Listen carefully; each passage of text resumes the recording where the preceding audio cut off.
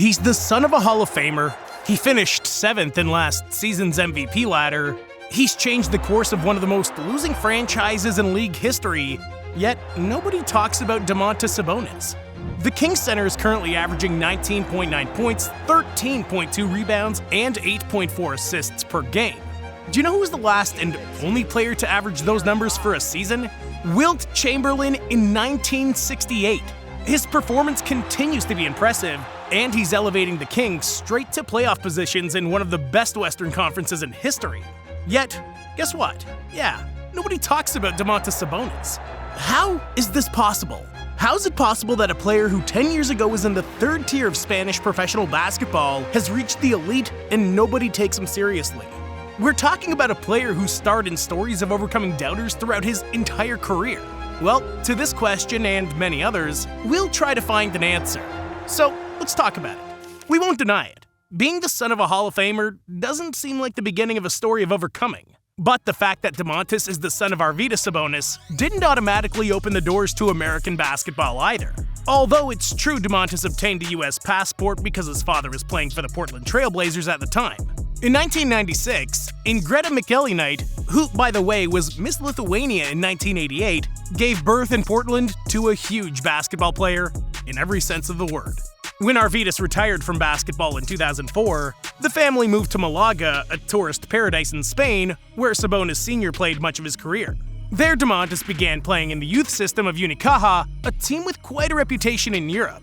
After being loaned to Clínica Rincón, a team in the 3rd division of the Spanish system, Domantas was finally able to make his debut in the 1st division in 2013. Before returning to the US, Domantas was able to play basketball at the elite level, nationally, and at the European level, playing 52 games in which he averaged 3 points and 2 rebounds in 10 minutes of play per night. And that summer, he had to make one of the most difficult decisions of his career. When he turned 18 in 2014, Unicaja Malaga offered him a contract of $630,000 for 3 seasons. On the other hand, Gonzaga University offered him a spot to develop in Division I. With his long-term future in mind, Sabonis decided to accept the college offer, which would allow him to develop in a more NBA-like environment. Well, at least that's what NCAA recruiters say. During his freshman year at Gonzaga, Sabonis played really well. Coming off the bench, the center averaged 9.7 points and 7.1 rebounds in 21.6 minutes of play per game, posting an incredible 67% shooting from the field. Not only was he the most important piece off the bench for the team, but he also had very good performances in key moments of the season. During March Madness, the Bulldogs lost in the Sweet 16 against Duke, the powerhouse that would end up becoming the tournament champion. But although Sabonis proved to be ready for the NBA, the power forward never seriously considered declaring for the draft during that summer. However, this decision seemed unquestionable at the end of the following season. During his sophomore year, Domantas averaged 17.6 points and 11.8 rebounds per game, becoming one of the best big men in all of Division I. From the first game against Northern Arizona, in which he scored 26 points on only 13 shots attempted, Sabonis set the high standard at which he would perform during that season. After being selected to the CBS College Basketball All-America 3rd team along with Ben Simmons, Brandon Ingram, Jamal Murray, and Yogi Ferrell, Domantas knew he was ready for the NBA. His confidence in his options was so high that he decided to skip the NBA Combine and only worked out for 4 franchises prior to the draft: the Phoenix Suns, the Toronto Raptors, the Boston Celtics, and the Utah Jazz. Surprisingly, the team that trusted him was a different one.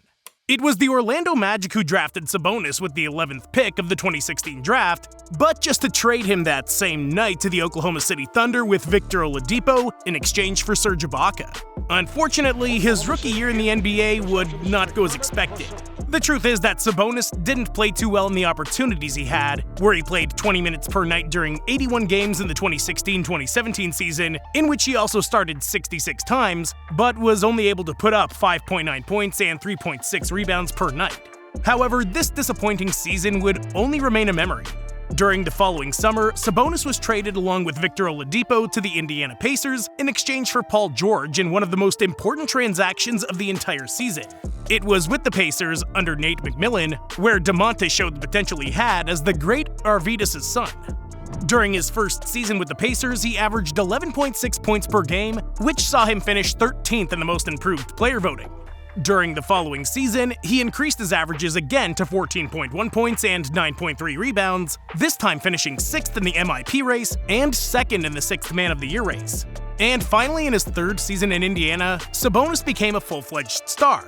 Averaging 18.5 points, 12.4 rebounds, and 5 assists per game, he demonstrated his tremendous versatility to lead the Pacers to a 39-27 record in the shortened COVID season. Since then, he hasn't stopped being the best version of himself. But on February 8, 2022, his career would change forever. The incompatibility of De'Aaron Fox and Tyrese Halliburton in the backcourt caused the Kings to send the latter to Indiana in exchange for the Lithuanian-American center. Sabonis came to an underdog team that had gone 16 seasons without reaching the playoffs. Yes, 16. Practically since his father Arvydas ended his NBA career. But Domantas came with a mission. The mission to make the Kings great again for the first time since they were rivals of his father in the NBA.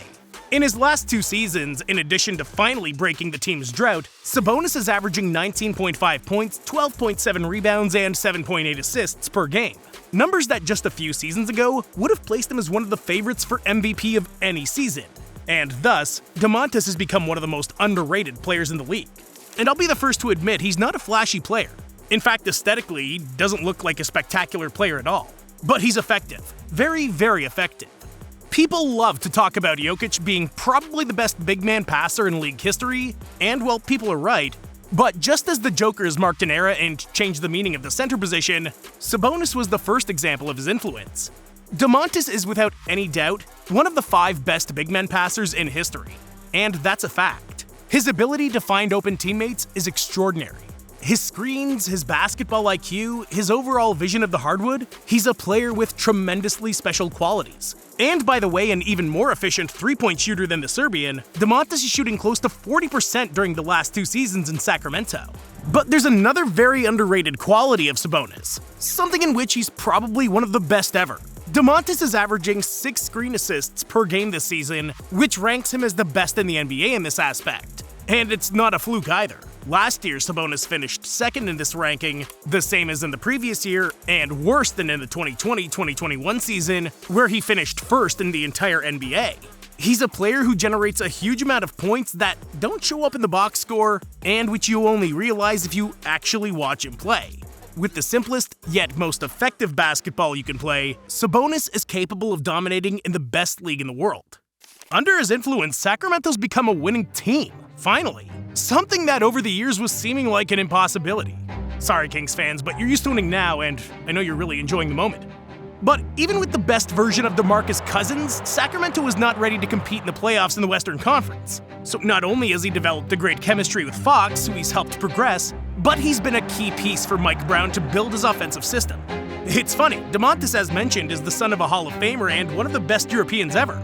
A situation that would add pressure to anyone that very few can handle. However, he's not only proven to be able to succeed wherever he goes, he's shown that his career could end up going better than his father's. Who knows? Maybe in a few years it'll be good enough to get him close to making it to the Hall of Fame himself. And it's still a long way off, but the possibility isn't that unrealistic. And so Domantas would become, along with his father Arvydas, the first father and son duo to enter the Basketball Hall of Fame. An unrepeatable achievement for 2 unrepeatable players, each in his own way.